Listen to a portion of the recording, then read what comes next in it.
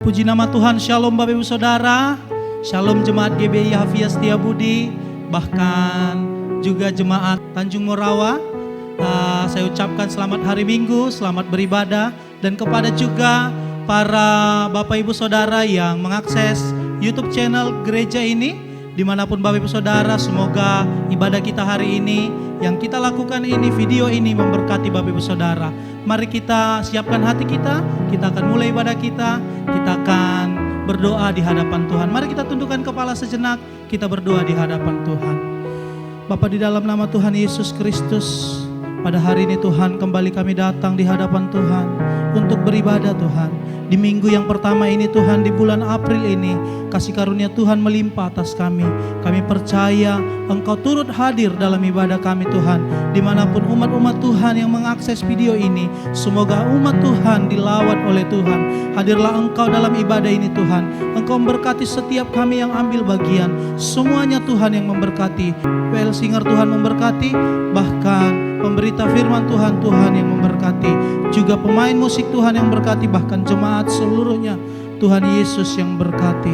Bapa, segala ibadah ini kami serahkan, mulai dari awal pertengahannya hingga akhirnya Tuhan yang menuntun, Tuhan yang memberkati. Ini doa kami, ini percaya kami siap beribadah. Dalam nama Tuhan Yesus Kristus kami berdoa dan mengucap syukur. Haleluya, amin. Mari kita siapkan hati kita mengangkat pujian kita di hadapan Tuhan. Waktu Tuhan pasti yang terbaik. Haleluya. Bila Kau izinkan sesuatu terjadi, semua untuk kebaikanku.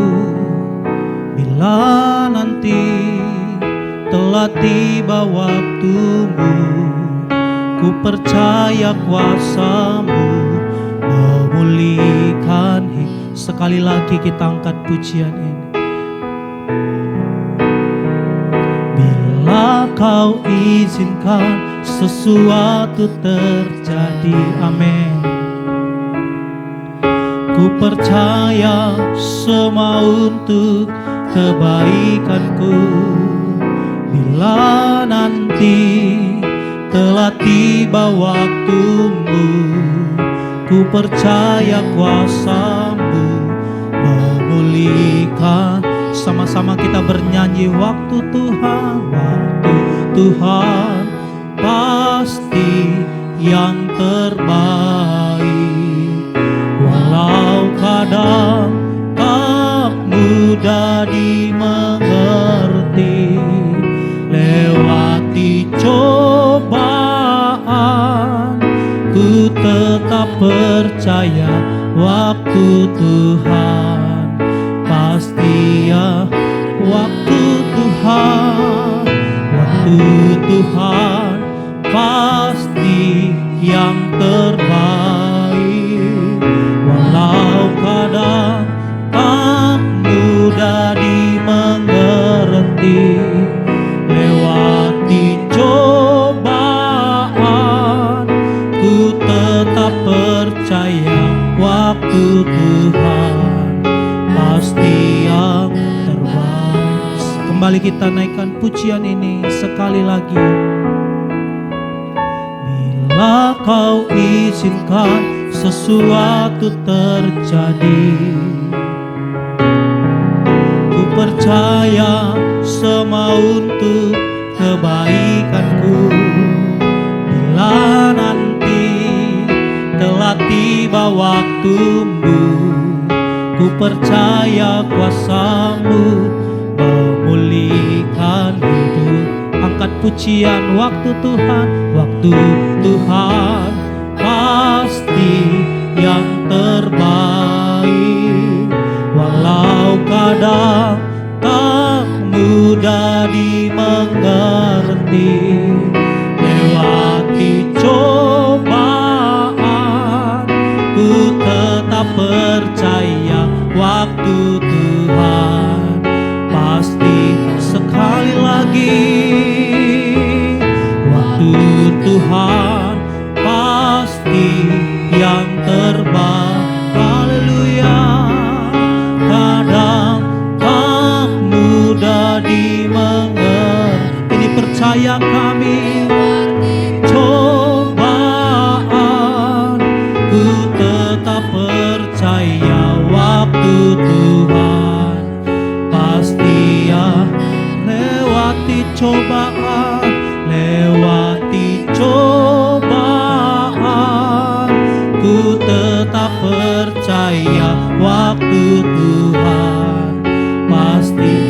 sekali lagi dengan iman. Lewati cobaan, ku tetap percaya waktu Tuhan pasti yang terbaik. Haleluya, haleluya, haleluya. Mari kita sembah Tuhan. Oh haleluya, haleluya.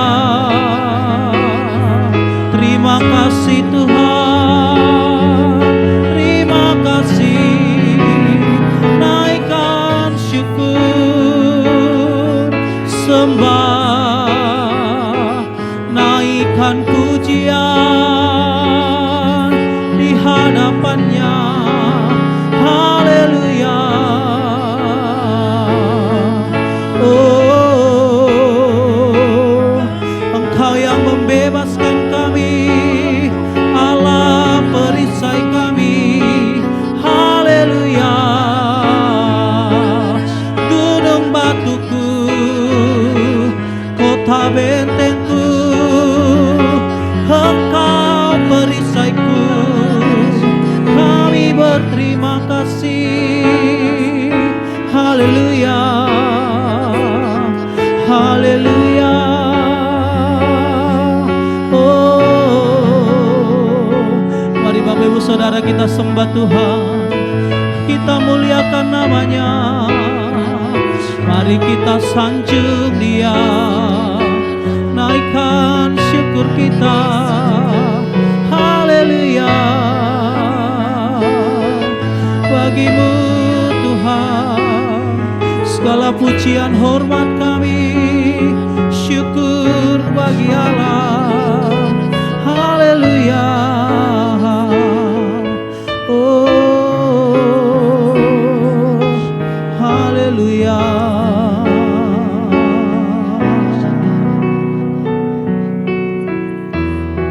Terima kasih Tuhan, terima kasih buat anugerah-Mu.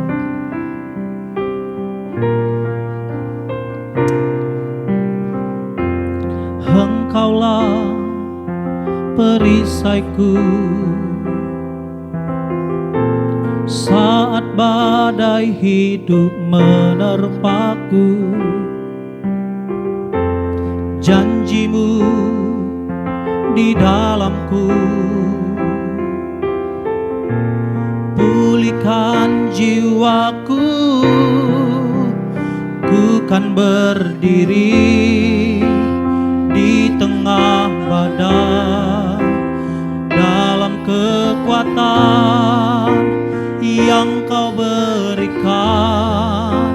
Sampai kapanpun ku kan bertahan, karena Yesus selalu menopang. Ku kan berdiri, ku kan berdiri di tengah badai dengan kekuatan yang Kau berikan.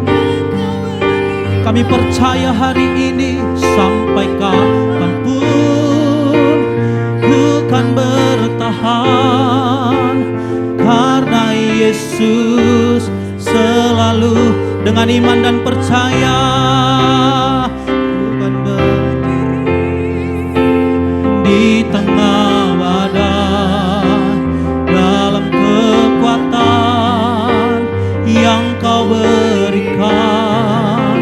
Sampai kapanpun ku kan bertahan, karena Yesus selalu menopang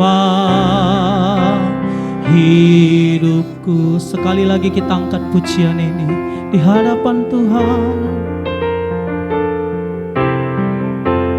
Engkaulah perisaiku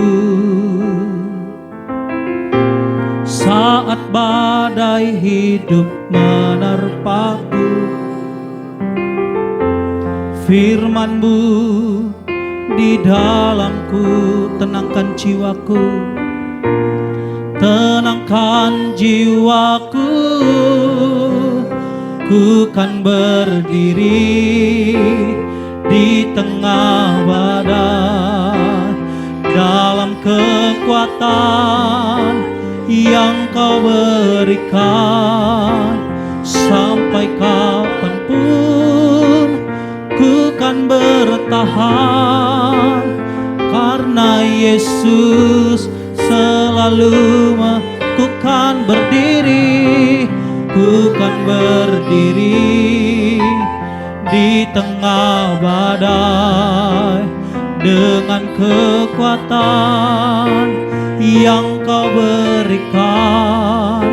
Sampai kapanpun ku kan bertahan, karena Yesus selalu karena Yesus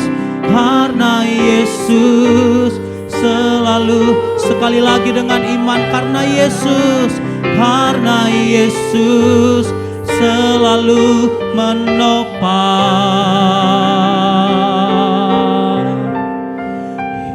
hidupku. Haleluya. Boleh tepuk tangan buat Tuhan Yesus. Haleluya. Haleluya. Haleluya Tuhan. Haleluya. Haleluya. Syukur bagimu Tuhan. Kami percaya ada kekuatan, ada lawatan Tuhan, ada mujizat, ada kekuatan baru. Haleluya.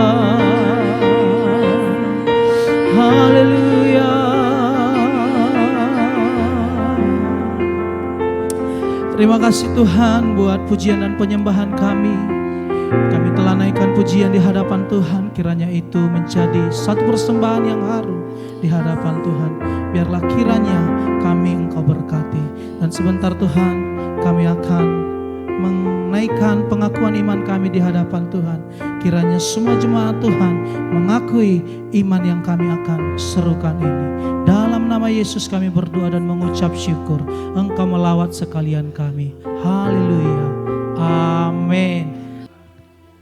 Baik Bapak Ibu, kita akan membacakan pengakuan iman Gereja Bethel Indonesia versi ringkas.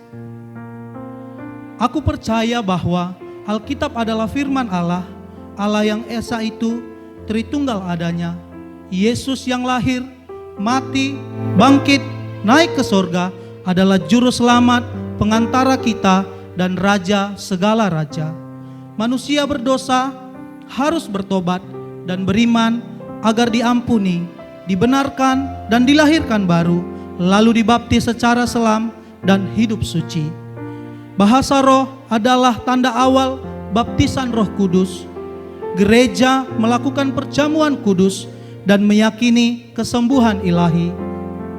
Tuhan Yesus akan datang kembali, ada kebangkitan tubuh, kerajaan 1000 tahun, hukuman kekal, dan hidup yang kekal. Demikianlah pengakuan iman Gereja Bethel Indonesia versi singkat. Baik Bapak Ibu Saudara, tiba saatnya kita akan mendengarkan firman Tuhan. Kembali kita akan mengangkat pujian di hadapan Tuhan. Mari saya undang jemaat untuk menyiapkan hati. Kita akan bernyanyi di hadapan Tuhan. Kita naikkan pujian kita di hadapan Tuhan. Dengan darah-Mu Kau tebus dosaku. Haleluya Tuhan. Dengan darah-Mu Kau tebus dosaku, dengan nyawa-Mu Kau tukar hidupku. Kini aku sepenuhnya milik-Mu.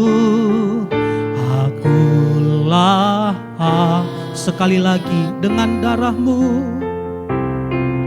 dengan darah-Mu Kau tebus dosa. Dengan iman, dengan nyawa-Mu Kau tukar hidupku.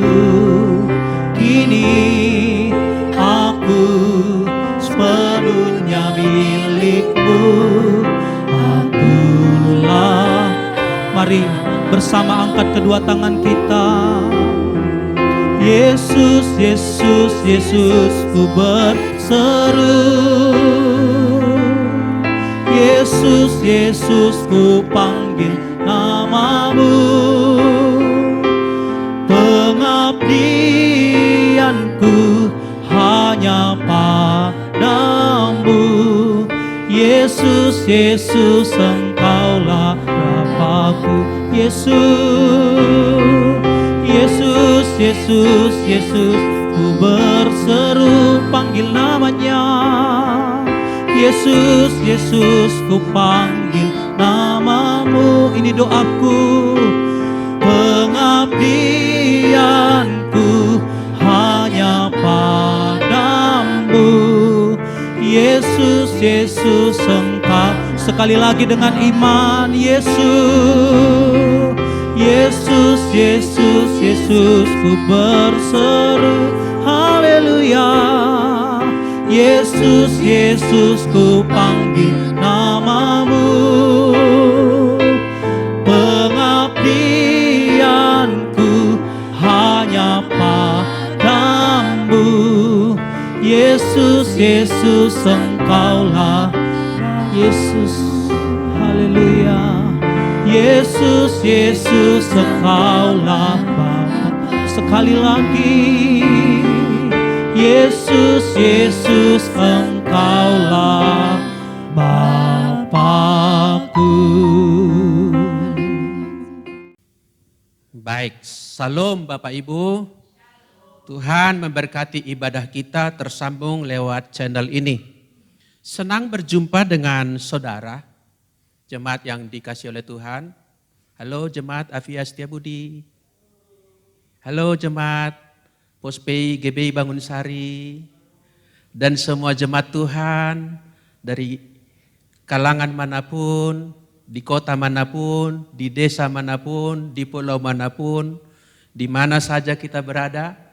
Jika hatimu seperti hatiku, Kristus ada di hati kita, kita adalah saudara.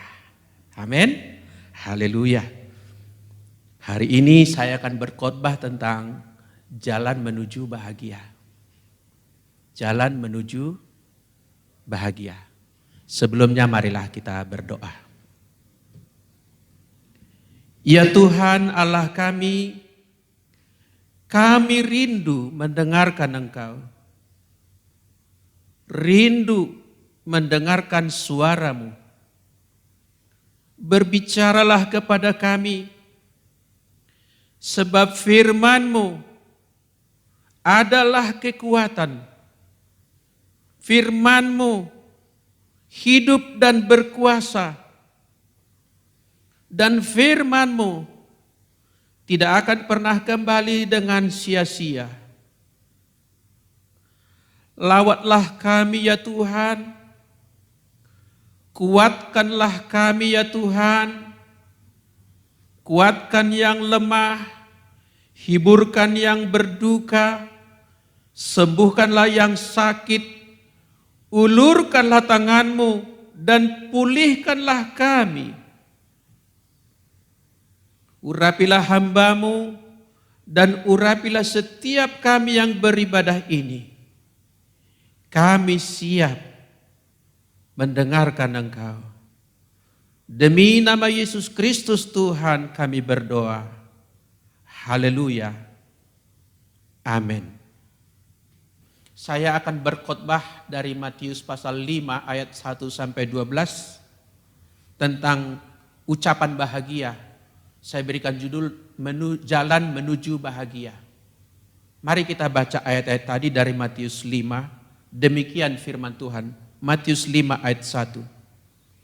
Ketika Yesus melihat orang banyak itu, naiklah ia ke atas bukit, dan setelah ia duduk, datanglah murid-muridnya kepadanya. Maka Yesus pun mulai berbicara dan mengajar mereka, katanya, Berbahagialah orang yang miskin di hadapan Allah, karena merekalah yang mempunyai kerajaan sorga. Berbahagialah orang yang berduka cita, karena mereka akan dihibur. Berbahagialah orang yang lemah lembut, karena mereka akan memiliki bumi. Berbahagialah orang yang lapar dan haus akan kebenaran, karena mereka akan dipuaskan. Berbahagialah orang yang murah hatinya, karena mereka akan beroleh kemurahan. Berbahagialah orang yang suci hatinya, karena mereka akan melihat Allah. Berbahagialah orang yang membawa damai, karena mereka akan disebut anak-anak Allah. Berbahagialah orang yang dianiaya oleh sebab kebenaran, karena merekalah yang mempunyai kerajaan sorga. Berbahagialah kamu, jika karena aku kamu dicela dan dianiaya, dan kepadamu difitnahkan segala yang jahat. Bersukacita dan bergembiralah, karena upahmu besar di sorga. Sebab demikian juga telah dianiaya nabi-nabi sebelum kamu. Amin. Sampai di sana bacaan firman Tuhan bagi kita. Diberkatilah orang yang mendengarkan firman Tuhan, mengaminkannya, dia akan menerima berkat dari firman itu. Katakan amin. Haleluya. Saudaraku yang dikasihi Tuhan, semua orang ingin kehidupannya berbahagia. Setuju Bapak Ibu? Semua. Mau muda, mau tua, mau di kota, mau di desa, orang terpelajar, orang awam, di negara modern, di negara yang tradisionalis, dan semua orang pokoknya. Semua orang mencari kebahagiaan itu. Saudara, kata bahagia yang digunakan di dalam bacaan tadi adalah dari bahasa Yunani, menggunakan kata makarios. Kata makarios ini arti dasarnya adalah kebahagiaan. Tapi ini diambil dari suatu pandangan orang Yunani, makarios itu adalah kebahagiaan yang dimiliki oleh para dewa-dewi katanya. Konon begitu. Di kayangan sana, para dewa-dewi itu hidupnya tiada kekurangan, tiada minus sukacita. Mereka happy-happy saja, dan keadaan apapun di bumi tidak mempengaruhi mereka, tidak terguncang mereka. Maka bahagia yang seperti itulah yang dimaksud dengan makarios ini. Maka kata bahagia di sana adalah kebahagiaan yang tidak dipengaruhi oleh situasi maupun kondisi. Sehingga sebetulnya baik wabah corona maksud saya sedang melanda dunia, kita bisa berbahagia. Katakan sama-sama, kita bisa berbahagia. Haleluya. Tentu semua orang mencarinya. Udah saya katakan tadi. Tetapi tidak semua orang menempuh jalan yang sepatutnya. Semua ingin barang itu dia punya. Tapi jalannya belum tentu jalan yang benar. Sehingga acap kali kebahagiaan itu hanya merupakan harapan-harapan yang tidak terwujud. Tuhan Yesus menunjukkan jalannya. Show the way. Jalannya itu memang kontras. Terlihat bertentangan, berlawanan dengan cara dunia ini. Tetapi saya percaya, barang siapa menjalani jalan ini, menapaki jalan yang diajarkan Tuhan Yesus ini, dia pasti mengalami kebahagiaan. Pasti loh saudaraku. Sebab kalau kata Yesus, perkataannya itu terukur, akurat, benar, dan dia menopang firman-Nya. Jika kita percaya dan menjalaninya dengan taat, niscaya kita berbahagia. Saya rindu kita semuanya mengecap kebahagiaan itu. Walaupun sekarang kita katakanlah dikungkung, dibatasi oleh social distancing dan berbagai pembatasan-pembatasan. keadaan-keadaan di luar sana. Saudara yang dikasihi oleh Tuhan, saya mau membicarakan dua bagian saja dari yang dikatakan oleh Tuhan Yesus tadi. Sebab di sana ada 10 poin jalan kebahagiaan. Dan hari ini kita akan membahas 2 diantaranya. Itu yang akan kita fokus dulu hari ini. Sedangkan yang bagian yang lainnya akan merupakan khotbah lanjutan pada waktu yang akan datang. Saudara yang dikasihi oleh Tuhan, bagaimanakah kita seharusnya meresponi ajaran Yesus ini? Dengan kata lain, bagaimana kita seharusnya menjalani kehidupan kita sehingga kita ini juga mengalami makarios tadi. Mengalami kebahagiaan yang tidak dipengaruhi oleh situasi dan kondisi apapun. Tidak terpengaruh oleh keadaan di luar atau situasi eksternal. Melainkan kebahagiaan itu ada menjadi milik kita. Ada di hati kita. Bagaikan air hidup yang terus menyuplai kesegaran bagi kita. Sehingga kelesuan di luar, kekeringan di luar tidak akan berdampak ke dalam hati kita, ke dalam hidup kita. Katakan sama-sama, saya mau itu. Haleluya. Saudaraku, rambu yang pertama diajarkan oleh Tuhan Yesus tadi, ayat ketiga, berbahagialah orang yang miskin di hadapan Allah, karena mereka lah yang mempunyai kerajaan sorga. Perhatikan, berbahagialah orang yang miskin di hadapan Allah dan diberikan kepastian, mereka lah yang mempunyai kerajaan sorga. Konsep dunia memang berbeda arah, berbeda jalur. Dunia mengajarkan berbahagialah orang yang kaya, bukan yang miskin. Berbahagialah orang kaya karena mereka dapat menikmati kekayaan dan mengalami kesenangan. Itu mungkin yang dipikirkan oleh orang dunia. Tetapi saudaraku, Yesus mengajarkan berbahagialah orang yang miskin. Jangan curiga dulu dengan kata miskin dan kaya, nanti akan saya jelaskan. Begini Bapak Ibu, tak jarang orang ingin mendapatkan kebahagiaan dengan harapan dia harus kaya dulu. Sehingga kaya merupakan syarat untuk mengalami bahagia. Itu sebabnya untuk mencari kekayaan, tidak sedikit orang bukan yang menghalalkan apa saja untuk mengalami kekayaan itu. Sebab dengan kekayaan ini dia percaya bahwa dia akan mengalami apa yang disebut dengan bahagia tadi. Sehingga kekayaan ini merupakan kondisi yang menentukan kebahagiaan. Maka dia harus kejar apapun dia lakukan. Sebab mungkin orang tersebut berpikir, kalau aku kaya nanti aku mudah mendapatkan apapun. Bisa melakukan apapun. Dan aku mungkin akan disanjung, disukai banyak orang dan lain-lain. Sehingga kekayaan menjadi poin masuk ke dalam apa yang disebut dengan kebahagiaan itu.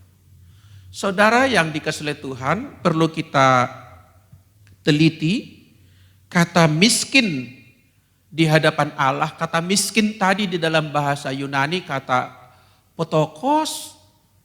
Potokos itu artinya minus harta. Juga itu termasuk orang itu berarti strata rendahan. Kasta yang rendah bisa begitu. Bisa juga miskin kehormatan karena tidak ada jabatan, tidak ada embel-embel. Dan lain-lain sebagainya, boleh juga dikatakan termasuk situ kaum marginal. Jadi miskin itu keadaan minus. Minus artinya kekurangan. Saudara, mengapa Yesus memberikan rambu miskin ini dan mereka lah yang punya kerajaan Allah? Tidakkah sebetulnya orang miskin itu sering menjadi korban dalam pergulatan dunia ini dan mereka selalu tidak dapat mengakses yang menurut orang adalah sesuatu yang merupakan suatu apa yang dicari oleh dunia ini, mereka tidak bisa nikmati? Tapi saudaraku, kita mau berkata bahwa kata miskin tadi tidak boleh diterjemahkan sebagai bahwa Yesus sebetulnya itu menghendaki supaya semua orang menjadi miskin.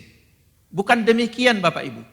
Yesus tidak mengajarkan bahwa tujuan hidup orang percaya, mengapa kamu menjadi percaya adalah supaya kamu miskin. sehingga kalau kamu miskin kamu akan bahagia. Bukan itu. Itu namanya kesalahpahaman dalam interpretasi perkataan-perkataan Tuhan Yesus. Miskin bukan tujuan. Justru Yesus adalah pribadi yang mengubah yang miskin menjadi kaya. Yang lemah menjadi dikuatkan, yang miskin diperkaya. Itu yang kita nyanyikan, saudaraku.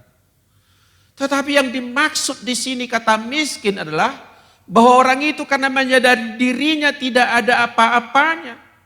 Dia berada dalam keadaan sesuatu yang mengalami keadaan minus. Maka orang yang miskin tadi yang dimaksud Tuhan Yesus, gara-gara minus A, minus B, minus Z yang ada padanya, sehingga kemudian dia jadi bergantung kepada Allah. Ini yang menjadi poin pengajarannya. Bukan miskin itu mau dilestarikan, tapi orang miskin yang dimaksud Yesus, saking tidak punya apa-apa, dia jadi bergantung sepenuhnya kepada Allah. Itulah maka disebut mereka lah yang punya kerajaan Allah. Jadi kalau miskin tidak bergantung kepada Allah, tidak termasuk di sini. Saudaraku, sebaliknya memang orang kaya, sebagaimana mungkin fenomena yang terjadi, bisa mudah tergelincir. Jalan licin juga ini kekayaan Bapak Ibu. Tergelincir pada rasa pede, percaya diri maksudnya, pede, istilah kita ini. Percaya diri. Boleh sih pede, tapi percaya diri karena bergantung kepada Tuhan. Tapi yang ini percaya diri bertumpu pada apa yang dia punya. Dan itu adalah jalan yang licin. Itu yang merupakan bahayanya kadang-kadang orang kalau miskin tidak menghayati, orang kaya tidak menghayati bagaimana seharusnya berlaku dalam keadaannya itu. Saudaraku yang dikasihi Tuhan, pernah ada seorang kaya yang datang kepada Yesus dan berbicara kepadanya. Dalam pada situasi itu, Yesus berkata seperti ini. Ini dari Lukas pasal 18, Bapak Ibu boleh ditemukan Lukas pasal 18 ayat 23. Lukas 18 ayat 23, demikian Bapak Ibu saya bacakan. Cerita lengkapnya boleh Bapak Ibu baca di rumah masing-masing nanti setelah ibadah ini. Lukas 18 ayat 23, demikian firman Tuhan. Ketika orang itu mendengar perkataan itu, ia menjadi amat sedih sebab ia sangat kaya. Lalu Yesus memandang dia dan berkata, perhatikan perkataan Yesus ini.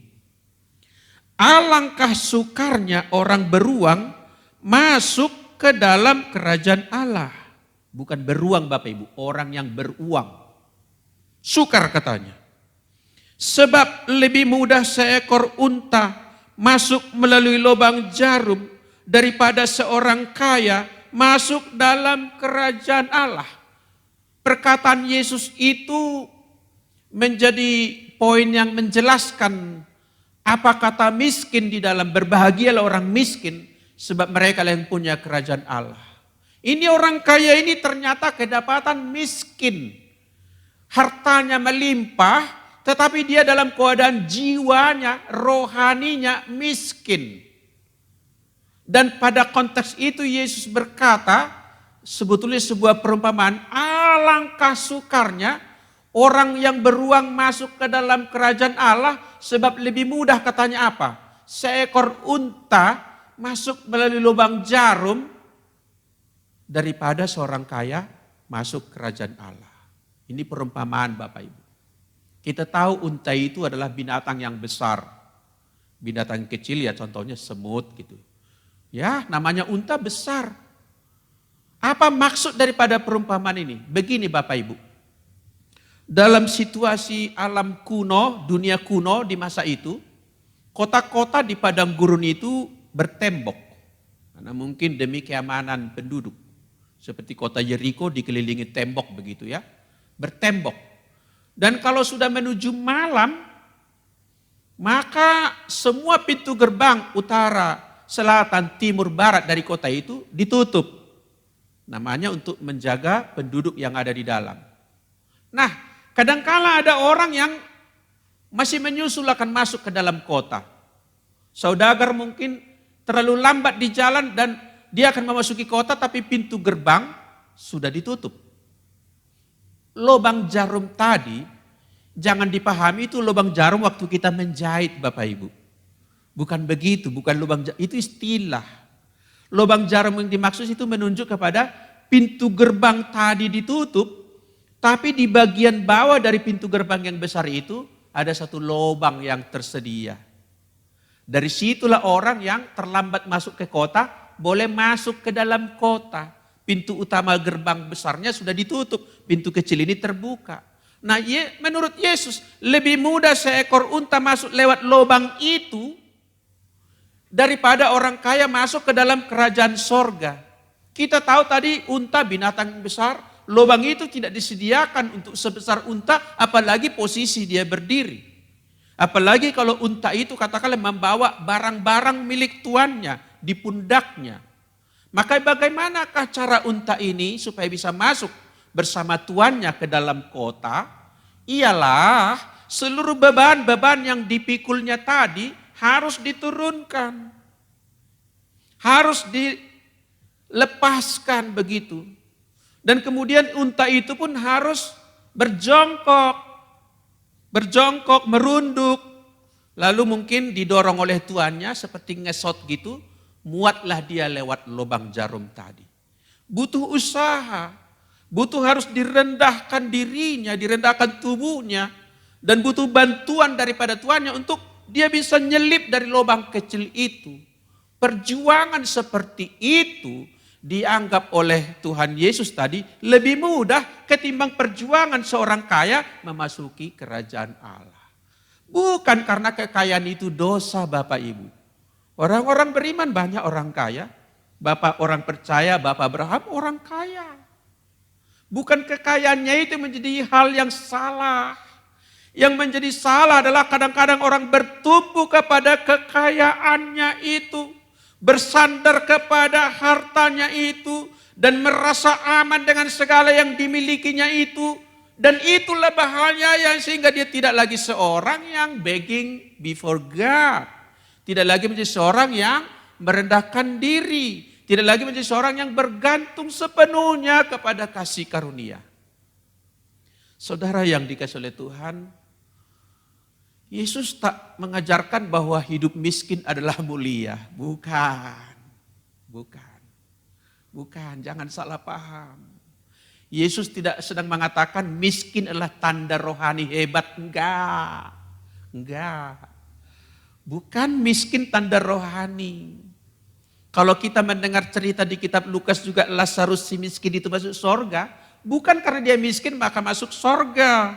Dan orang kaya tadi yang berjubah ungu, berpakaian pesta dan bersukaria sepanjang hari. Dan memang kedapatan menurut nas itu tadi adalah dia masuk neraka. Bukan karena kekayaannya itu. Tapi perbedaan kualitas iman di antara si kaya dan si miskin itu nampak dalam cerita itu. Si Lazarus dalam kemiskinannya tetap menjadi seorang yang mengharapkan belas kasihan. Entah dari orang dan terutama dari Tuhannya. Sedangkan si orang kaya tadi dia punya kapasitas, punya kemampuan. Disorongkan Tuhan orang yang perlu ditolongnya di depan matanya. Dan dia enggan dan menolak untuk berbuat sesuatu. Dan itulah salahnya. Bukan kekayaannya itu yang salah. Respon dia mengelola kekayaannya itu yang menjadi persoalan pada waktu itu. Saudaraku, Yesus tidak mengatakan miskin adalah keren. Bukan.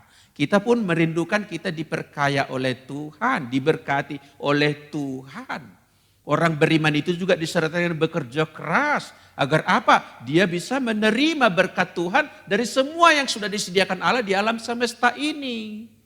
Sebab Allah terlebih dahulu menciptakan bumi dan segala isinya, kemudian manusia. Apa artinya? Semua diciptakan itu bisa kita menikmatinya. Dan kita perlu iman, kita perlu kerja keras. Jangan sampai ada yang salah paham, bertahan dalam kemiskinannya dan merasa suci karena miskinnya. Saudaraku yang dikasihi oleh Tuhan, yang Yesus mau adalah supaya jangan kita sekali-kali memperlakukan harta kita, barang milik kita, uang kita, deposito kita, properti kita. Jangan kita perlakukan itu semua sebagai sumber yang bisa memberikan kebahagiaan. Jangan kita pandang bahwa itulah yang memberikan kita kebahagiaan. Jangan juga kita berlaku seolah-olah kalau saya berderet-deret gelar akademik saya, julukan-julukan hormat bagi nama saya, orang memperlakukan saya menjadi orang yang elit. Kalau itu semua aku miliki maka aku akan mengalami bahagia. Jangan bersandar ke situ. Kebahagiaan yang sejati, makarios yang tidak terguncangkan hanya ada dari Tuhan Allah kita. Entah kamu kaya, entah kamu miskin, posisinya seperti tadi, petokos, seorang yang merasa kemiskinan di hadapan Allah. Saudara yang dikasihi oleh Tuhan, yang Yesus mau supaya kita sadar penuh, bukan setengah sadar penuh, bahwa semua yang ada pada kita ini, yang kita punya ini, yang ada pada saya, yang kupunyai, semua datang daripadanya. Sehingga sebetulnya kalau ini kita pahami, kita seperti orang miskin tadi yang bergantung penuh kepada Tuhan. Saudaraku yang dikasihi Tuhan, Yesus mau kita sadar bahwa semua yang ada pada kita berasal daripadanya, tergantung kepadanya. Amin, saudaraku. Haleluya. Saudaraku yang dikasihi oleh Tuhan, unta tadi bisa masuk ke dalam kota lewat lubang jarum, pintu kecil di dalam pintu gerbang, asalkan barang-barang yang dibawanya diturunkan, lalu ia merunduk dan mungkin juga butuh pertolongan tuannya mendorong dari belakang. Saudara, motif itu harus ada pada kita semuanya. Amin. Merendahkan hati. Merendahkan hati. Coba kita melihat lebih lanjut Bapak Ibu. Artinya orang rendah hati adalah orang yang memposisikan dirinya hamba. Humble lebih tepatnya. Humble di hadapan Allah. Dan orang yang merendahkan diri tadi, yang menyadari semua datangnya dari Tuhan, bergantung sepenuhnya kepada Dia, orang yang benar-benar merendahkan dirinya di hadapan Tuhan, berarti berkenan kepada Tuhan, itulah yang punya kerajaan sorga, saudaraku. Sebab saya mau berkata, sorga bukan tempat bagi orang-orang congkak. Sorga bukan tempat bagi orang-orang yang sombong. Sorry to say, sorga bukan klub orang-orang angkuh. Bahkan kitab Amsal berkata, kecongkakan adalah mula daripada kejatuhan. Hari ini kita dipanggil oleh Tuhan lewat firman ini, ditambah lagi dengan konteks yang ada di sekitar kita sekarang, ini saatnya kita merendahkan hati kita, saudaraku. Tak ada yang dapat kita andalkan. Sesungguhnya wabah corona mengajarkan secara global manusia bergantung daripada Tuhan.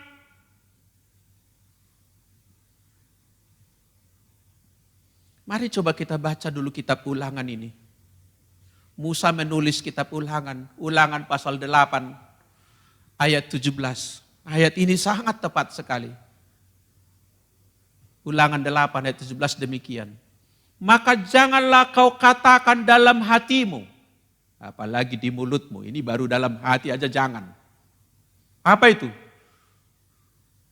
Kekuasaanku dan kekuatan tanganku lah yang membuat aku memperoleh kekayaan ini. Jangan kita katakan di hati kita, jangan keluar di mulut kita seperti itu. Ayat berikutnya. Tetapi haruslah engkau ingat kepada Tuhan Allahmu. Nih, harus ingat kepada Tuhan Allahmu. Sebab Dialah yang memberikan kepadamu kekuatan, termasuk juga di situ keterampilan, termasuk juga di situ potensi untuk memperoleh kekayaan dengan maksud meneguhkan perjanjian yang diikrarkannya dengan sumpah kepada nenek moyangmu seperti sekarang ini. Jadi saudaraku, ini panggilan bagi kita sebetulnya. Khotbah di bukit ini berlaku bagi semua orang. Entah secara ekonomi engkau adalah orang yang marginal, entah engkau secara ekonomi adalah orang yang berkelimpahan. Panggilan yang sama berlaku bagi kita semua. Janganlah kita angkuh dalam hidup ini. Janganlah kita bertumpu pada sumber-sumber yang kita punya, seolah-olah itu memberikan kebahagiaan bagi kita. Kebahagiaan dari dunia itu fana, itu sementara, dan itu bukan barang yang asli, itu KW. Kebahagiaan sejati hanya datang dari Allah pencipta kita. Orang kaya dipanggil untuk hidup berlaku ala atau selayaknya orang miskin. Tidak harus saudara menjadi miskin. Tidak harus. Tapi berlaku ala orang miskin. Artinya apa? Yaitu kita memposisikan diri sebagai penata layan. Sebagai orang dipercaya saja mengelola suatu kapasitas tertentu, katakanlah itu kekayaan yang diberikan oleh Allah untuk tujuan dia juga. Kita bertumpu bergantung kepadanya. Kita hanya penata layan daripadanya. Kalau ini posisi kita Bapak Ibu, saya percaya orang yang merendahkan hati di hadapan Allah, yang meyakini bahwa kebahagiaan datangnya dari Allah, maka dia tidak ada alasan untuk menyombongkan sesuatu. Amin. Tidak ada yang mau disombongkan. Dia sadar semua datang dari Allah. Tidak ada lagi yang sombong. Juga dalam keadaan-keadaan tertentu, mungkin keadaan terdesak, keadaan berkekurangan, kita tidak menjadi stres.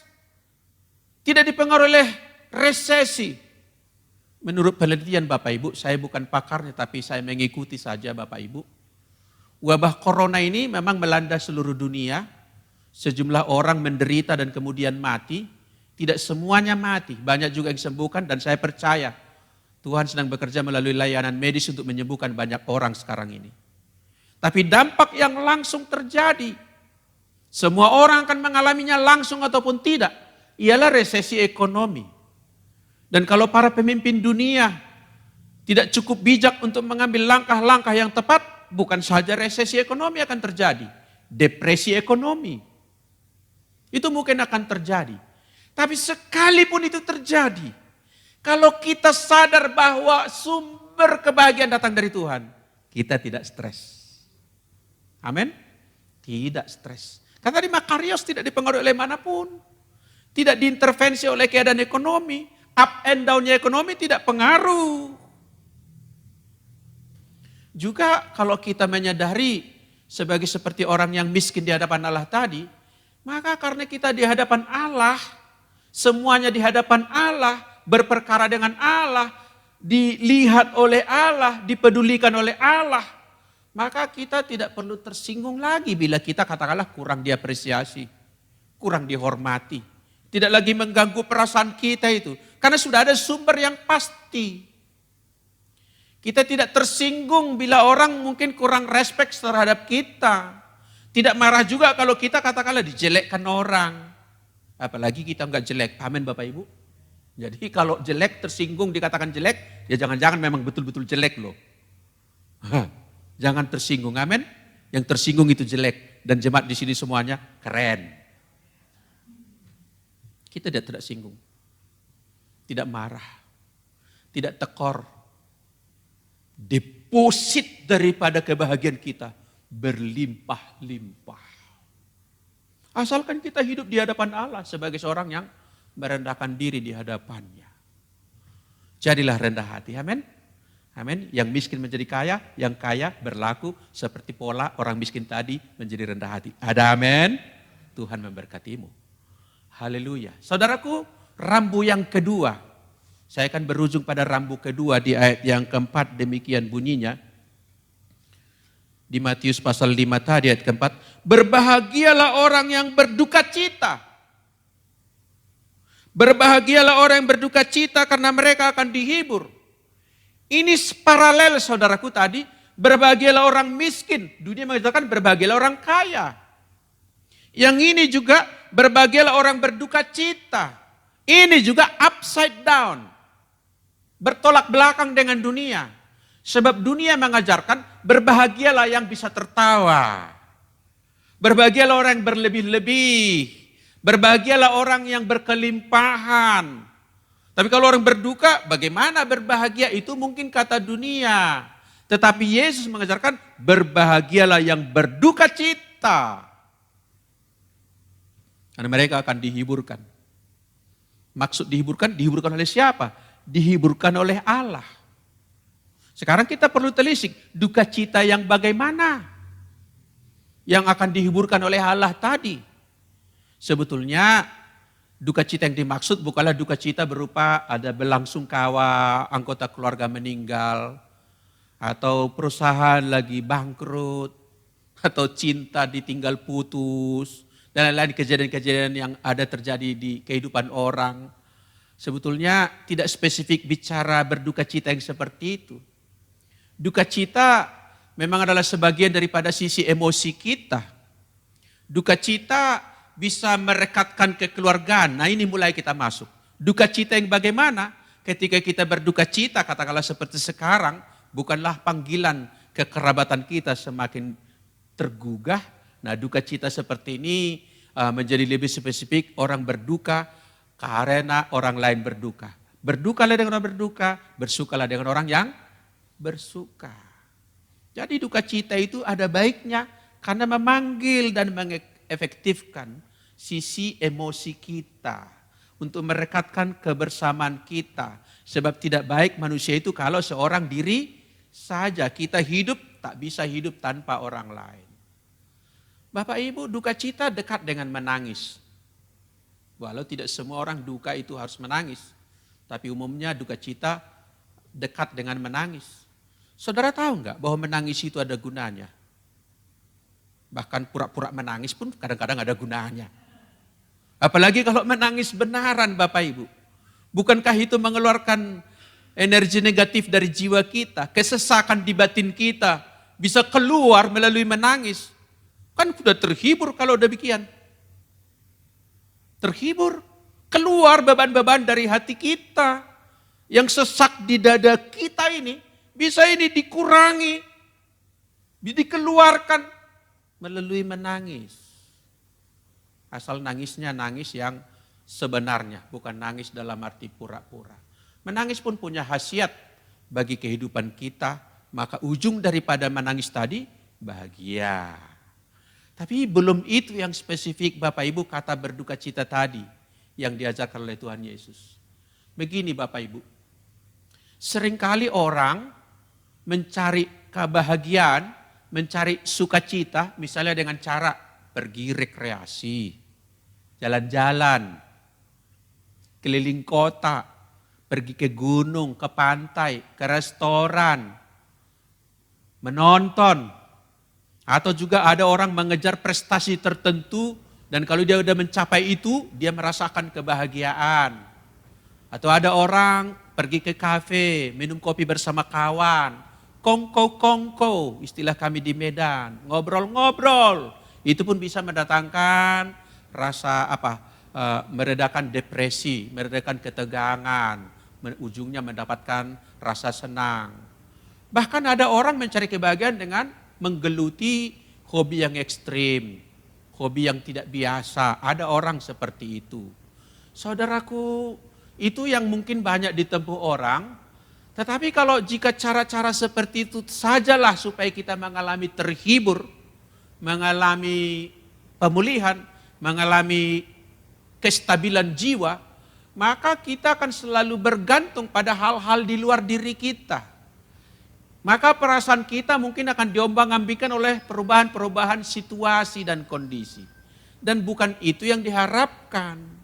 Karena itu namanya hanya musiman nanti bahagianya. Dan kita mau adalah kebahagiaan yang sejati. Kebahagiaan yang bertahan. Penghiburan yang datang dari Tuhan. Apa maksudnya Bapak Ibu? Begini. Yesus berkata berbahagialah orang berduka cita. Ini bicara soal menjadikan Tuhan sebagai sumber penghiburan.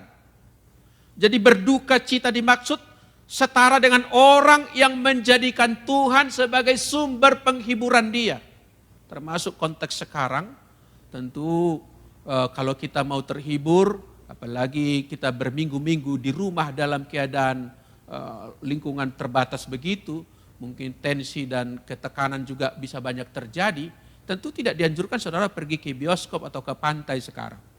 Tapi ada kebahagiaan yang sejati, yang kebahagiaan yang diberikan oleh Tuhan. Nah, berduka cita dalam rangka mendapatkan penghiburan ini, itu yang dimaksud oleh Tuhan Yesus. Apa itu kira-kira?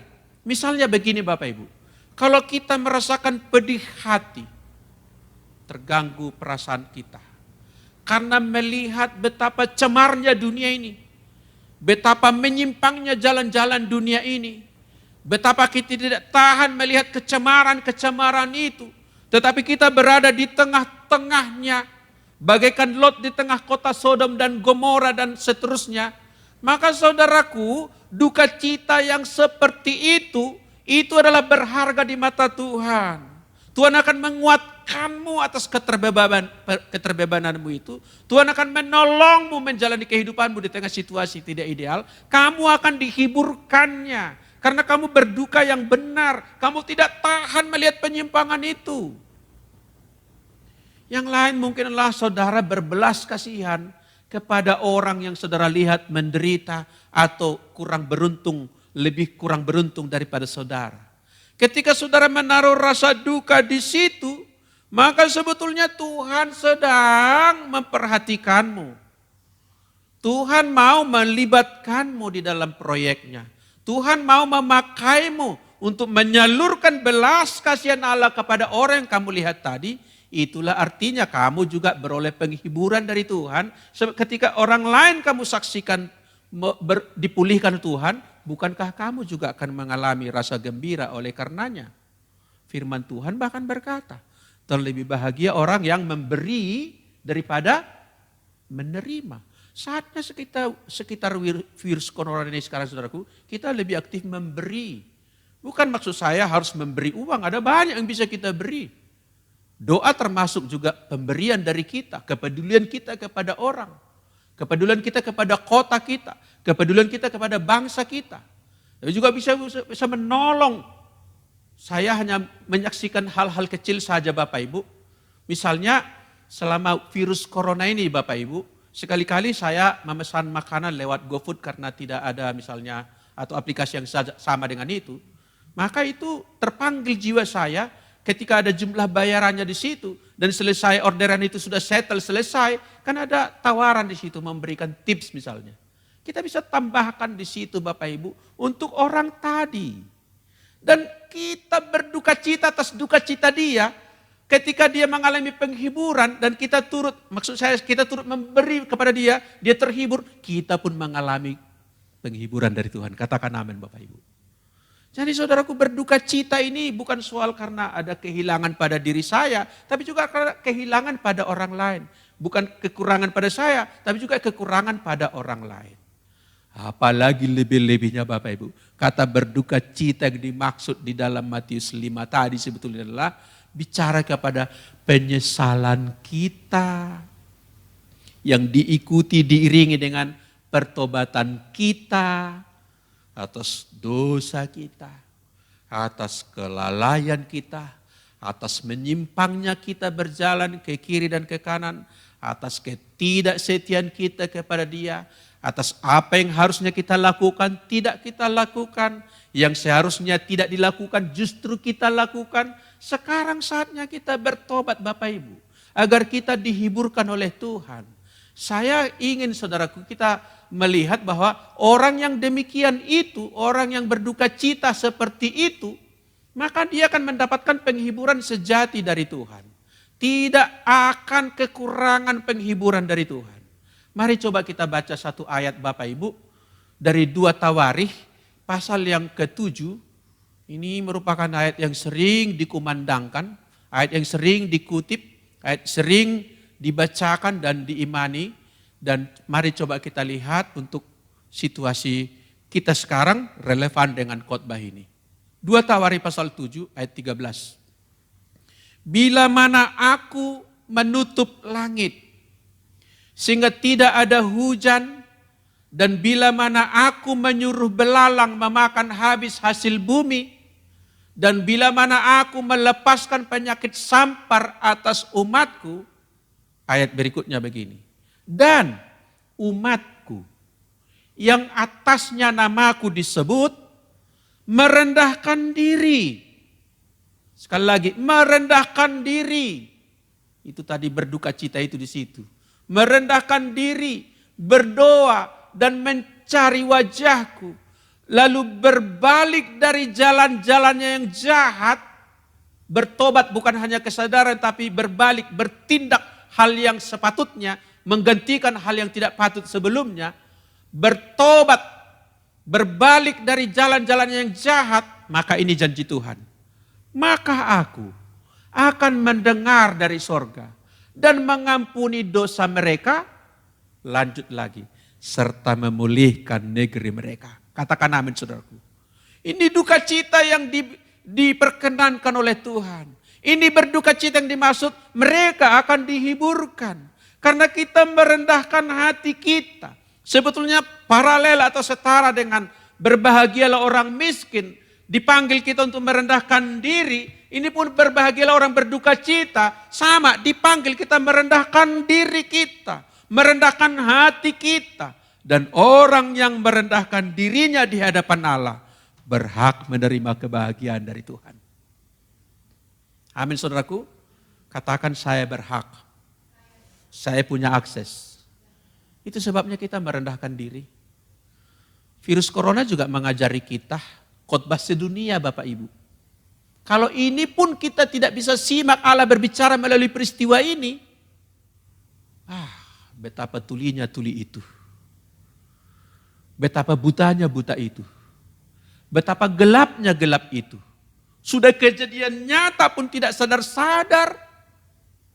Kebangetan saudaraku. Kebangetan. Ini panggilan pertobatan sedunia. Tak peduli kamu suku manapun, agama manapun, sekarang dipanggil merendahkan diri di hadapan Tuhan. Meninggalkan jalan-jalan berdosa. Manusia dengan kecanggihannya di abad modern ini, mengulangi kesalahan di zaman dulu ketika mereka mendirikan Menara Babel.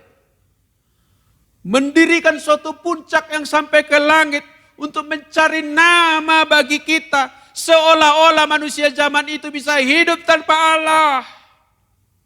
Manusia modern mengulangi. Seolah-olah dengan semua yang kita punya ini, kita bisa hidup tanpa Allah. Buktinya, di negara-negara yang paling maju, yang sudah settle ekonominya, ini fakta loh Bapak Ibu, bukan saya yang berkata. Justru di sana gereja sepi. Gereja kosong. Justru suatu negara yang tadinya miskin, kebangunan rohani terjadi. Ketika negara itu dipulihkan Tuhan menjadi kaya, malah berbalik sekarang. Gereja mereka mulai merosot. Sekarang kita dipanggil untuk merendahkan diri di hadapan Tuhan. Kita mengaku bersama-sama bahwa tanpa Tuhan kita tidak bisa. Tanpa Tuhan kita tidak bisa apa-apa. Benar kata Yesus, akulah pokok dan kamulah carangnya. Di luar aku, kamu tidak bisa berbuat apa-apa. Ada amin saudaraku? Saatnya kita bertobat pada masa-masa sekarang ini, sehingga penghiburan Tuhan pasti tiba ke rumah kita, ke keluarga kita, ke dalam diri kita, orang per orang. Ada amin?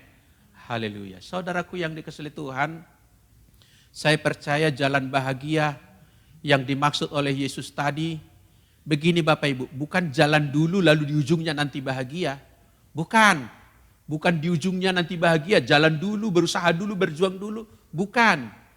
Coba kita lihat gambar ilustrasi saya ini, yang saya ambil dari Google Bapak Ibu.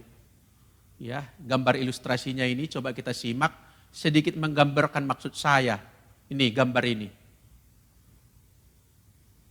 Nah, jalan dari paling awal startnya udah bahagia, udah cantik, udah indah. Bukan jalannya jelek-jelek dulu lalu di ujung sana nanti indah. Bukan. Maksudnya apa? Kalau sekarang kita percaya resep yang diberikan Yesus, ajaran yang diberikan oleh Yesus, kita mau berlaku seperti orang miskin di hadapan Allah dan berduka cita supaya dapat penghiburan dari Dia, maka sejak sekarang ini kita menjalani hidup bahagia. Katakan amin. Bahagia itu bukan di ujung sono, di sini, sekarang, di rumahmu, dalam hidupmu sekarang. Ketika corona merebak atau mungkin resesi atau depresi ekonomi terjadi, saya mengalami bahagia. Katakan amin. Haleluya. Saya akan mengakhiri khotbah ini dengan mengajak kita berdoa bersama-sama. Bapak Ibu yang di rumah kalau mau bangkit berdiri bersama saya adalah baik. Tapi barangkali layar monitor HP-mu kecil tidak dapat melihat semuanya. Anda duduk juga di sana, tidak apa-apa. Yang penting sikap berdoa. Bukan posisi berdoa, sikap hati berdoa. Mari kita berdoa. Haleluya. Terima kasih ya Tuhan. Terima kasih ya Bapa. Khotbah Tuhan Yesus itu sudah kami dengarkan. Setidak-tidaknya 2 jalan yang sudah kami dengarkan. Yaitu berbahagialah orang miskin di hadapan Allah karena mereka lah yang mempunyai kerajaan sorga. Dan berbahagialah orang yang berduka cita karena mereka akan dihiburkan. Amin untuk firman-Mu.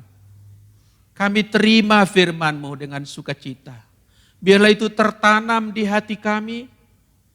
Bukan saja di hati kami. Tapi meluap di perkataan kami. Meluap di dalam sikap hidup kami. Meluap sampai kepada perbuatan dan tindakan-tindakan serta keputusan-keputusan yang kami ambil. Bahkan kami melihat kehidupan ini secara berbeda mulai sekarang ini. Terima kasih buat firman-Mu Tuhan. Kami menerima kebahagiaan itu. Dan karena itu pula kami mau merendahkan hati kami di hadapan-Mu. Terima kasih Tuhan buat janji firman-Mu. Jika kami merendahkan diri dan berdoa, yang umatnya atas namamu disebut, berbalik dan meninggalkan jalan-jalan dosa, maka Engkau mendengarkan permohonan kami, maka Engkau memulihkan kami dan negeri kami. Kami juga mengangkat tangan kami Tuhan. Tanpa Engkau kami tidak bisa. Kami butuh Engkau ya Tuhan. Kami perlu Engkau ya Tuhan. Kami sungguh memerlukan-Mu ya Tuhan. Engkaulah sumber kebahagiaan bagi hidup kami. Biarlah itu kami terima mengalir ke dalam hidup kami saat ini. Kami juga berdoa bermohon, kiranya Engkau Tuhan menolong bumi ini, agar wabah corona ini berlalu. Itulah permohonan kami. Engkau pun menolong para aktivis, Engkau menolong pemerintah-pemerintah, Engkau menolong orang-orang yang terlibat dalam suatu tindakan pencegahan penyebaran virus ini, dan penanggulangan terhadap dampak-dampak yang sudah ditimbulkannya. Engkau menolong mereka Tuhan yang bekerja keras.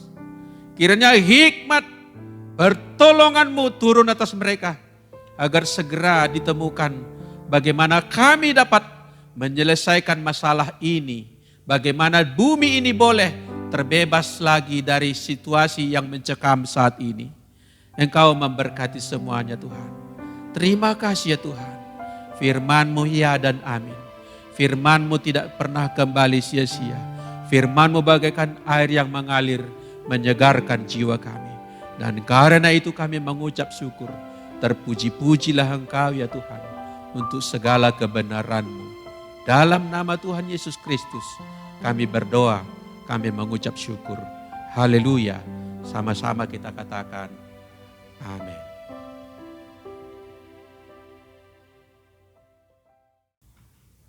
Haleluya. Bapak Ibu, gereja kita pada minggu pertama setiap bulan melaksanakan sakramen perjamuan kudus, perjamuan suci.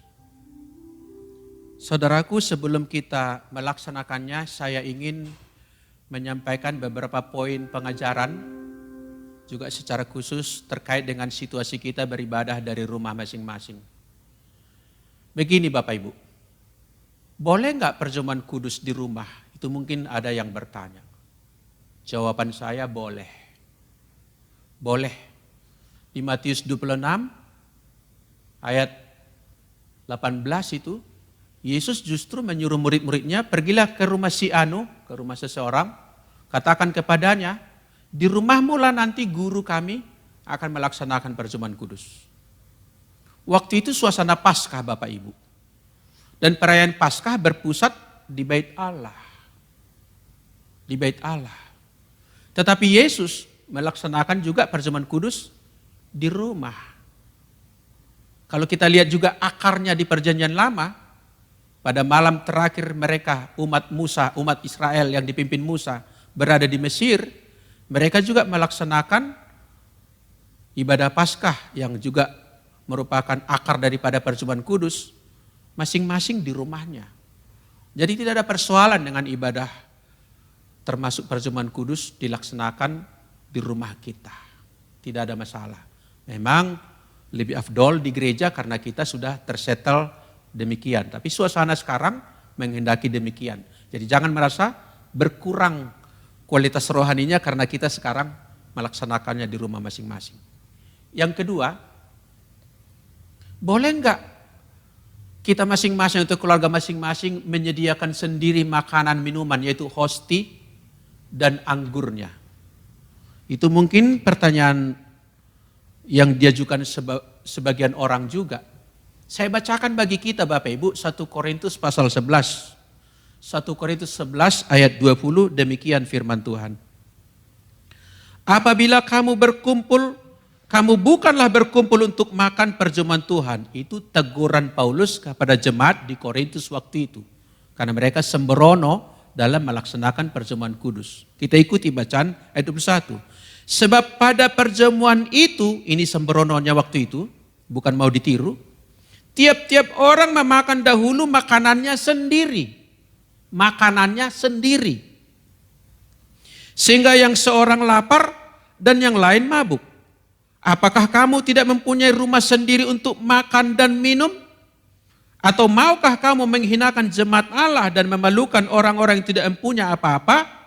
Apakah kukatakan kepada kamu, apakah yang kukatakan kepadamu memuji kamu? Dalam hal itu, aku tidak memuji.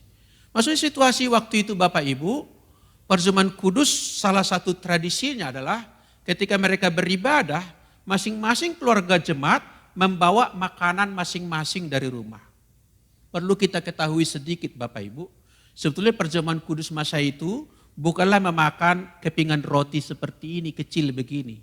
Itu makan benaran, makan sebenarnya. Minum juga minum sebenarnya. Yang merupakan makanan pokok bagi orang Yahudi waktu itu ya roti dan tradisi minum anggur itu sudah ada. Bukan anggur yang memabukkan tentunya. Nah masing-masing keluarga itu membawanya. Gereja mula-mula mempunyai salah satu tradisi ini.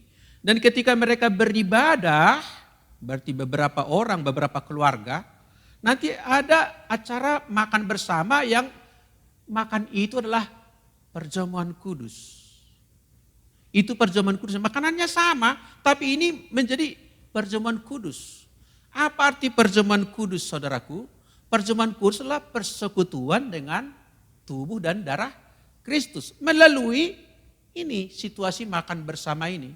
Dan makanan minumannya tadi masing-masing menyediakannya. Tapi sekarang mereka makan secara bersama-sama.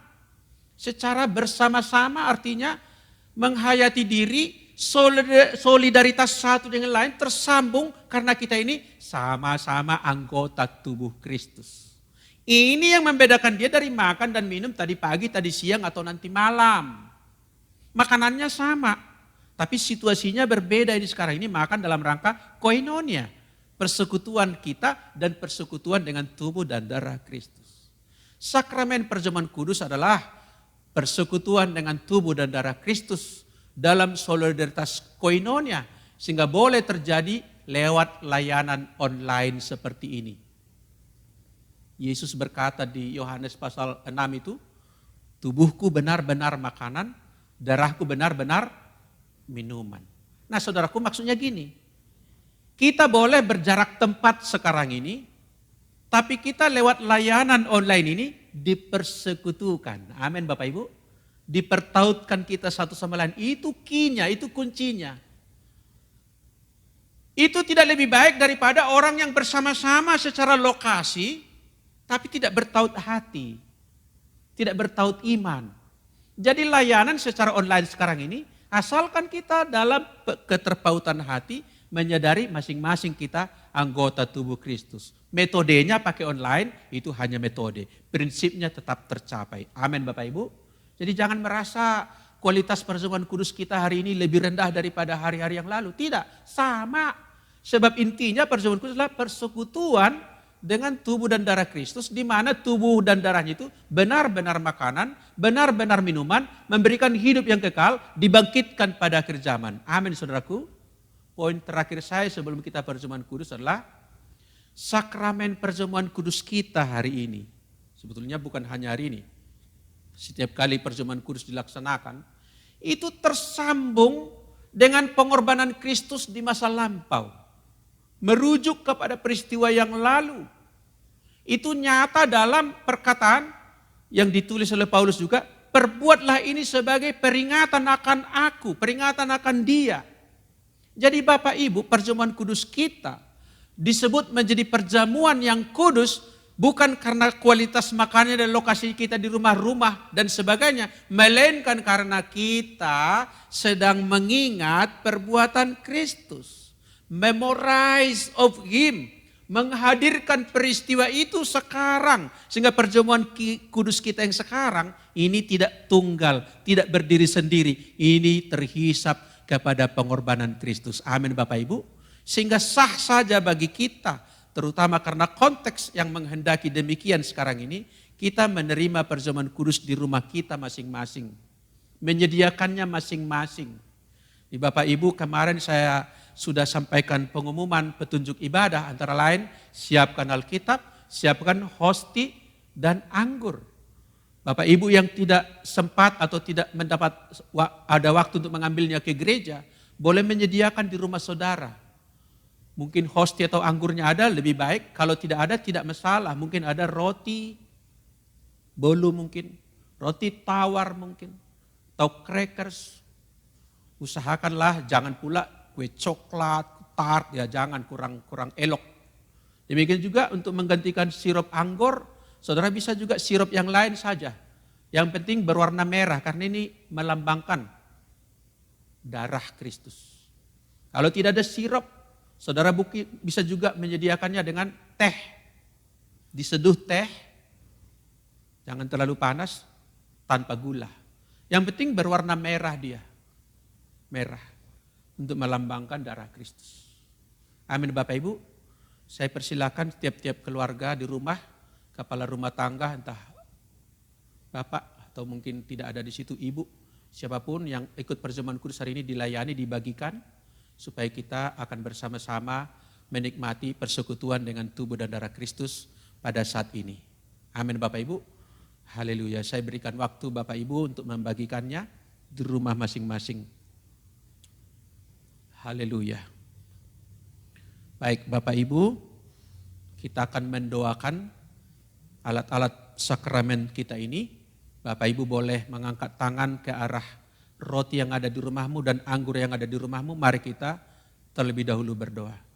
Bapa di sorga, Tuhan Allah kami akan menerima sakramen perjamuan kudus pada saat ini. Sebagian menerimanya di rumah masing-masing atau di mana lokasi mereka sedang mengakses tautan ibadah ini. Biarlah Engkau kuduskan setiap makanan dan minuman ini, roti dan anggur ini. Tuhan berkati menjadi sarana bagi kami untuk menerima persekutuan dengan tubuh dan darah Kristus. Kami berdoa di dalam nama Tuhan Yesus Kristus. Haleluya. Amin. Baik Bapak Ibu yang di rumah, bersama kita di sini kita angkat roti di tangan kanan kita. Sebetulnya Bapak Ibu perjamuan kudus itu kalau kita lihat foto figura sebetulnya duduk. Karena memang duduk adalah posisi makan, berdiri bukan posisi makan yang dianjurkan. Tapi gereja modern menetapkan berdiri, paling tidak dengan cara berdiri ini, kita memberikan kekhususan kepada makan minum hari ini.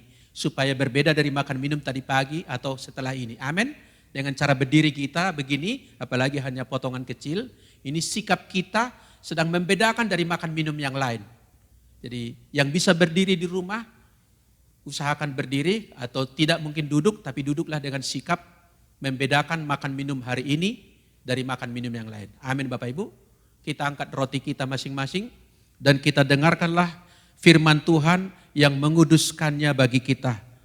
Haleluya. Sebab apa yang telah kuteruskan kepadamu telah aku terima dari Tuhan, yaitu bahwa Tuhan Yesus pada malam waktu ia diserahkan mengambil roti dan sesudah itu ia mengucap syukur atasnya. Ia memecah-mecahkannya dan berkata, inilah tubuhku yang diserahkan bagi kamu, perbuatlah ini menjadi peringatan akan aku.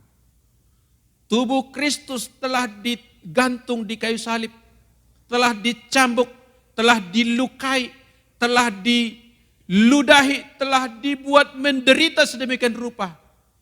Tubuhnya itu adalah untuk kesembuhan kita, untuk keselamatan kita. Apakah saudara percaya tubuh Kristus telah dikorbankan demi keselamatan saudara dan kita semuanya?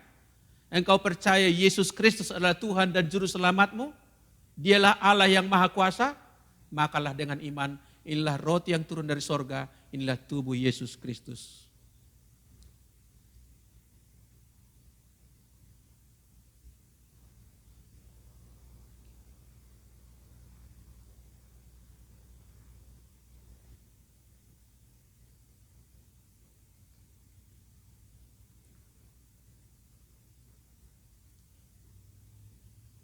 Kita angkat cawan kita masing-masing sesuai dengan apa yang ada di rumahmu saat ini, mungkin pakai media gelas dan lain-lain sebagainya.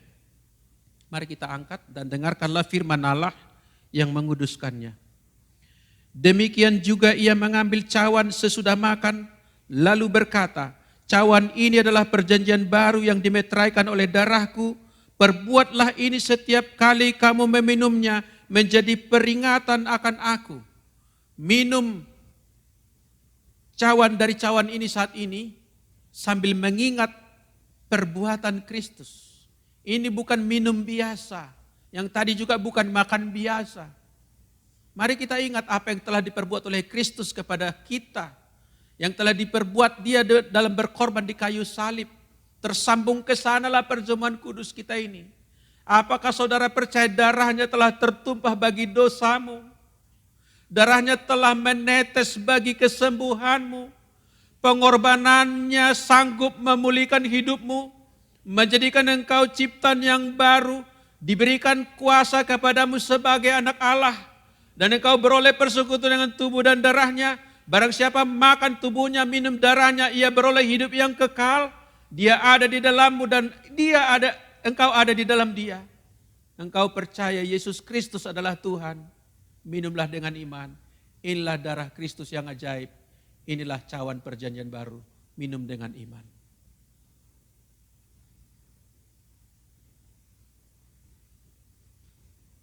Haleluya. Terima kasih Tuhan. Haleluya. Haleluya. Haleluya. Masing-masing kita mengucap syukur kepada Tuhan. Masing-masing kita mengambil saat teduh sejenak. Engkau sangat baik Tuhan Yesus. Engkau sangat baik. Engkau telah berkorban bagi kami. Engkau telah mati menggantikan kami. Engkau telah ditolak menggantikan kami yang seharusnya ditolak. Dan Engkau melunasi hutang dosa kami. Sehingga bersama Engkau dan di dalam Engkau kami beroleh kehidupan yang baru. Terima kasih Tuhan. Terima kasih Tuhan Yesus. Biarlah tubuh dan darah-Mu menjadi meterai bagi kami. Menjadi pertanda bagi kami. Bagaikan tanda darah di ambang pintu rumah-rumah orang Israel pada masa itu di tanah Mesir. Demikianlah tanda sakramen ini melindungi kami, memproteksi kami, menjaga kami, memberkati kami, bahkan memulihkan kami. Terima kasih Tuhan Yesus. Kami bersyukur karenanya. Terpuji-pujilah Engkau. Terpuji-pujilah Tuhan Yesus. Haleluya. Amin. Shalom. Jumpa lagi kita buat jemaat GPI Hafia Setiabudi, jemaat GPI yang di Tanjung Merawa, dan juga pemirsa yang ada di rumah. Dan kita semua sekalian yang sudah di tempat ini, biar pagi hari ini kita sudah mendengar firman Tuhan, biar firman itu tertanam dalam hati kita. Kita bersyukur dengan para jemaat yang sudah dengan setia terus berada di rumah, menjaga jarak, mencuci tangan, memproteksi diri. Bapak, Ibu, dan saudara-saudara sekalian sudah menjadi rekan pemerintah yang mentaati peraturan pemerintah dan menjadi laskar-laskar Kristus. Karena Bapak, Ibu, dan saudara-saudara sekalian yang ada di rumah, Bapak sudah menjadi contoh, menjadi teladan, dan menjadi pemberita firman Tuhan. Biarlah di minggu-minggu ini kita sudah menikmati perjamuan kudus, kita terus mempertahankan sikap kita, biar kita terus mempunyai kemenangan. Kita akan melawan corona, virus corona, akan kita kalahkan. Dan kita tahu melalui situasi yang seperti ini, bukan menjadi penjara buat kita, yang selama ini kita tidak punya waktu. Dengan situasi ini kita sekarang punya waktu. Kita bisa berdoa, kita mengunci kamar, biar hubungan kita dengan Tuhan semakin dekat. Dan doakan terus bangsa dan negara ini, agar kita terbebas daripada virus corona ini. Biar saudara menjadi pahlawan Kristus, menjadi laskar-laskar Kristus. Walaupun nama saudara tidak tercatat di dalam buku sejarah, tapi nama saudara tercatat di sorga. Karena saudara adalah laskar Kristus. Baiklah, dalam kesempatan ini saya terus akan mengatakan bahwa tunggu sampai minggu yang ke depan. Kita akan berjumpa lagi dan kita akan berdoa untuk negara dan bangsa ini dan untuk saudara sekalian. Bapak Ibu sekalian, yang mana tidak bisa berkumpul dan saat ini sedang ada di rumah. Kalau Bapak Ibu bersedia untuk memberikan dalam pelayanan Tuhan, Bapak Ibu boleh mengumpulkan seluruh persembahan Bapak Ibu. Di saat nanti Bapak Ibu kita diperbolehkan untuk bersatu lagi dalam gereja, Bapak Ibu boleh bawa persembahannya. Atau kalau Bapak Ibu berkenan, Bapak Ibu boleh mengirimkan di rekening ini, sehingga semua persembahan Bapak Ibu boleh dipakai untuk pekerjaan Tuhan. Tuhan memberkati. Terima kasih. Mari kita berdoa. Tuhan, kami bersyukur, berterima kasih untuk sahabat, teman-teman, saudara-saudara kami sekalian, dan pemirsa yang ada di rumah, yang sudah mendengarkan firman-Mu, mengikuti perjamuan kudus.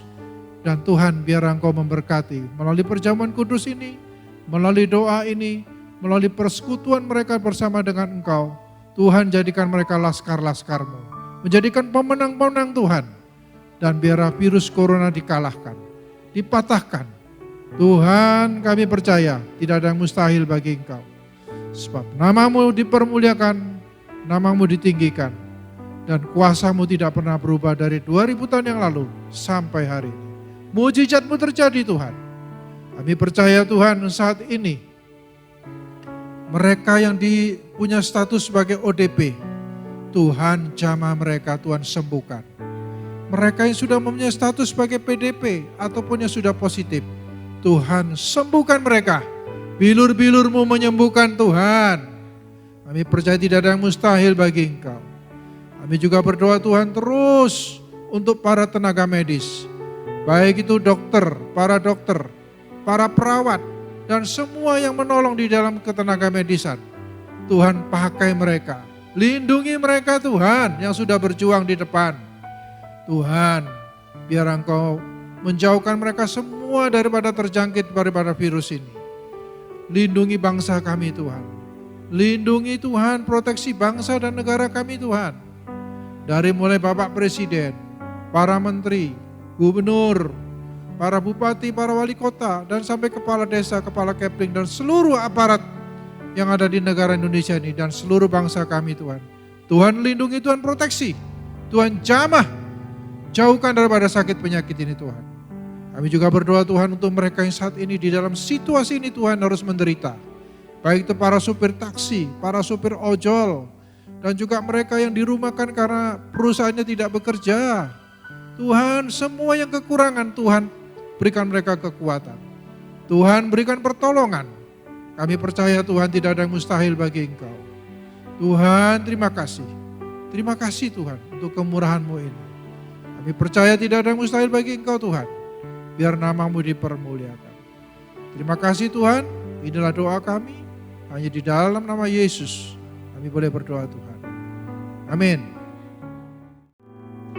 Haleluya. Bapak Ibu, saudaraku sekalian yang ada di rumah atau di mana saja mengakses konten ibadah ini, kita akan tiba pada bagian akhir ibadah ini.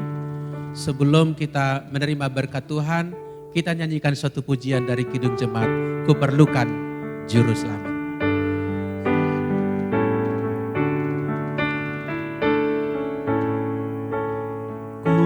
Kuperlukan Juru Selamat, agar jangan ku sesat. Selalu harus ku rasakan bahwa Tuhanku dekat, maka jiwaku tenang, takkan takut dan enggan bila Tuhanku membimbingku di malam pun tentram. Kuperlukan Juru Selamat. Kuperlukan Juru Selamat, agar jangan ku sesat. Selalu harus ku rasakan bahwa Tuhanku dekat, maka jiwaku tenang, takkan takut dan enggan bila Tuhanku membimbingku di malam pun tenang. Haleluya. Marilah kita naikkan doa seperti yang diajarkan oleh Tuhan Yesus kepada murid-murid. Mari kita berdoa. Bapa kami yang di sorga, dikuduskanlah namamu, datanglah kerajaanmu, jadilah kehendakmu di bumi seperti di sorga.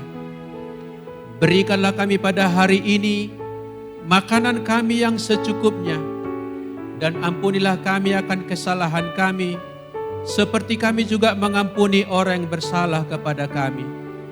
Dan janganlah membawa kami ke dalam pencobaan, tetapi lepaskanlah kami daripada yang jahat, karena Engkaulah yang mempunyai kerajaan dan kuasa dan kemuliaan sampai selama-lamanya.